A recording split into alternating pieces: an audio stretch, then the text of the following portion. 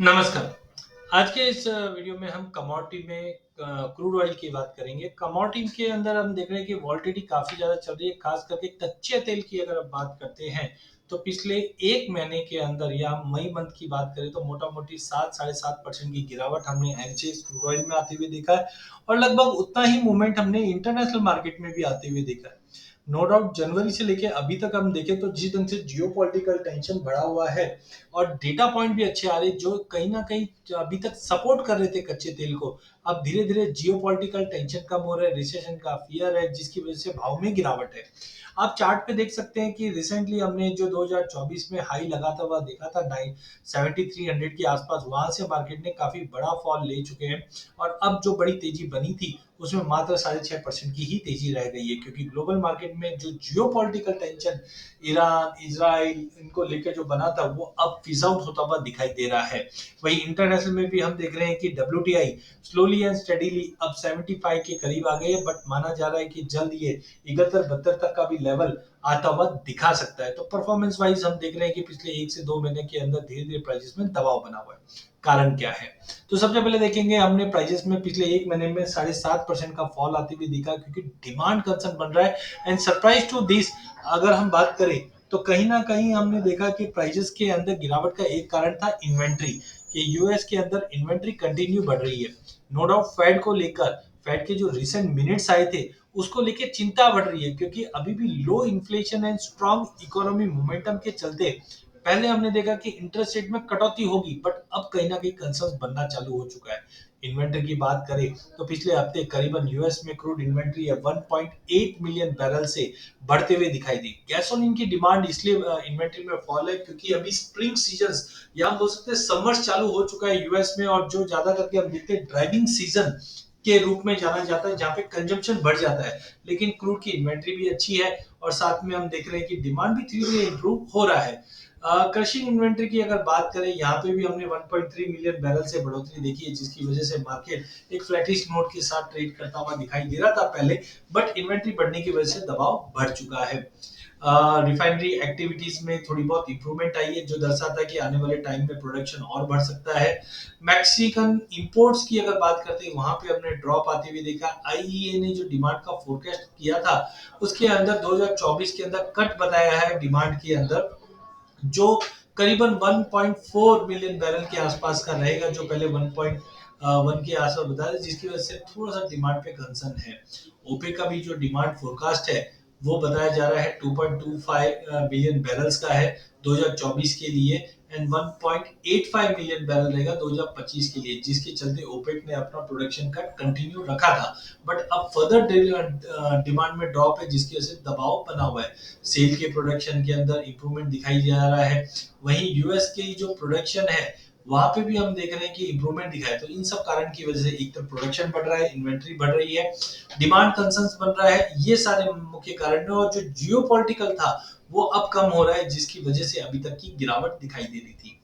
कुछ और other headlines हैं जिसको हम देख सकते हैं, जैसे OPEC maintain its position on oil demand and see possible enter economical benefit. तो यहाँ पे हम देख रहे हैं कि ओपेक ने अपना जो प्रोजेक्शन रखा है डिमांड को लेकर, वो थोड़े बहुत ठीक ठाक ही रखा है, लेकिन ओवरऑल पिछले साल के मुकाबले हमने कमी आते हुए देखी। वहीं ईआईए ने 2024 के अंदर डिमांड ग्रोथ प्रोडक्शन जो है वो थोड़ा बहुत इंप्रूवमेंट करता हुआ दिखाई दिया। पहले हमने ड्रॉप देखा भी था, बट कीप ऑन चेंजिंग होता रहता है। वहीं अगर यूएस के अंदर अगर हम इन्वेंट्रीज की बात करें तो रिसेंटली हमने देखा कि ईआई ने बताया कि जो इंक्रीमेंट हुआ है इन्वेंट्रीज का उसकी वजह से ही मार्केट में फॉल था। साथ में यूएस के जो प्रोडक्शन है वहां पे हम देख रहे हैं 6 महीने के हाई पे पहुंच चुका है। यील्ड में जैसे हम लोग एग्री में यील्ड देखते हैं, वहां पे रिफाइनरी यूटिलाइजेशन में भी बढ़ोतरी आई है, जिसके चलते हमने प्राइसेस में एक दबाव बनते हुए देखा। एसपीआर होल्डिंग भी एक काफी इंपॉर्टेंट है, जहाँ पे हम देख रहे हैं कि एसपीआर होल्डिंग के अंदर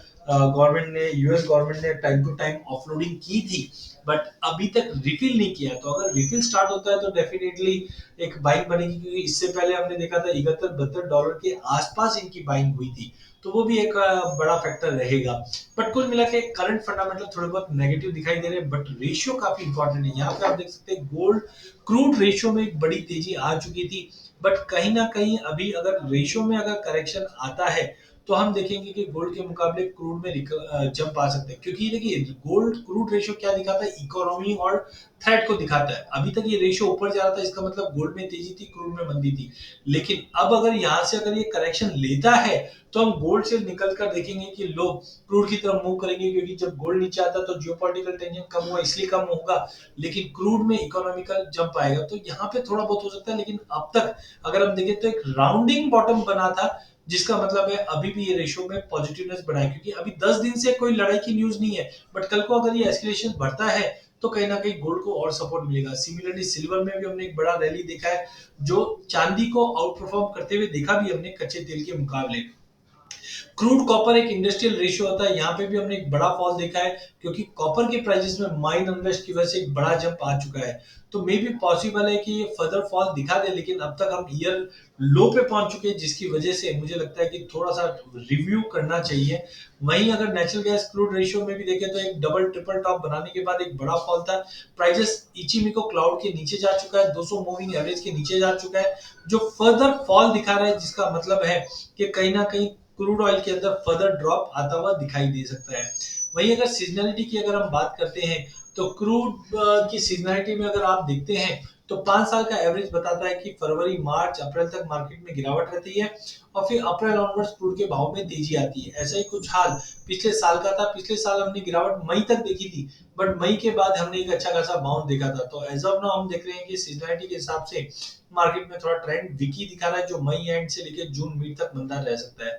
वहीं डब्ल्यूटीआई की भी अगर हम बात करें तो यहाँ पे हमने पिछले साल भी गिरावट देखी थी, लेकिन 5 साल के एवरेज में हम देखते हैं स्टेबिलिटी रहती है। तो कुल मिला के मुझे लगता है कि मार्केट में थोड़ा बहुत और अगले 15-20 दिन महीना भर गिरावट रह सकती है, अनलेस एंड अनटिल कहीं ना कहीं कुछ अगर इवेंट नहीं होता है तो गिरावट है। अगर चार्टिकली अगर हम देखते हैं तो WTI crude oil as of now Ichimoku cloud के नीचे आ चुका है, जो मंदी का संकेत देता है। सिमेट्रिकल ट्रायंगल बना हुआ है, जो अभी बता रहा है कि 50 और 200 मूविंग एवरेज के नीचे प्राइस आ चुका है। एज ऑफ नाउ मुझे लगता है कि इजीली प्राइस 72 71 के जोन में जा सकता है। तो मुझे लगता है कि 77 78 का जो रेंज है वो एक अच्छा रेंज है सेलिंग करने के लिए। 80 के ऊपर का स्टॉप लॉस रखना चाहिए, और मैनेवर का आउटलुक लेके चलते हैं हम लोग तो 72 से 71 तक के भी लेवल हम डब्ल्यूटीआई में देख पाएंगे। वहीं अगर डोमेस्टिक मार्केट की बात करें तो अब तक प्राइसेस 6500 से 7000 के बीच में ट्रेड करता हुआ दिखाई दे रहा था, बट कहीं ना कहीं अब प्राइसेस में दबाव बढ़ा है। इचिमिको क्लाउड काफी समय के बाद रेड जोन में आता हुआ दिखाई दे रहा है। तो मुझे लगता है जब तक प्राइसेस वापस 6750 6800 के ऊपर नहीं जाता है, और खुदा ना खास्ता अगर ये 6400 के नीचे मंथली क्लोज कर देता है, तो मे बी पॉसिबल है फिर से हम 6000 के आसपास 6200 से 6300 का पहला सपोर्ट है, और 6000 तक का लेवल भी देख पाएंगे। अनलेस अनटिल कोई जियोपॉलिटिकल कंसर्न्स बढ़ता नहीं है, हम कच्चे तेल में एक दबाव धीरे धीरे देखेंगे। तो संभल के ट्रेड कीजिए, क्योंकि टेक्निकली देखा जाए तो 64 स्ट्रॉन्ग सपोर्ट हुआ करता था, but as of now market में थोड़ा दबाव बढ़ा है। अधिक जानकारी के लिए चैनल को जरूर सब्सक्राइब कीजिए। इस चैनल में हम अब तक इक्विटी कमोडिटी करेंसी के अपडेट लाते रहेंगे। वीडियो पसंद आने पर इसे लाइक और शेयर जरूर कीजिए। धन्यवाद।